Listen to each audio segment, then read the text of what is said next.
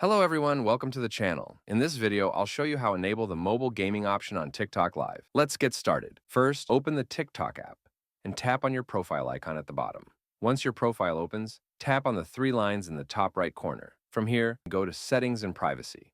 Now, scroll all the way down and tap on Report a Problem. Once you're inside this section, scroll down again until you see Live. Tap on it. Under the Live section, scroll all the way down once more and tap on Live Game. Next, tap on the option that says How to Start Live Game. Open the first option, then tap on No. After that, tap on Need More Help.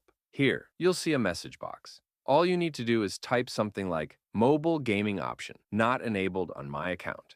After typing the message, tap on the Send button. Now, as you can see, this feature is currently only available to a limited number of users. All you need to do is wait. Usually, TikTok reviews the request and fixes the issue. After that, they may enable the mobile gaming option on your TikTok account.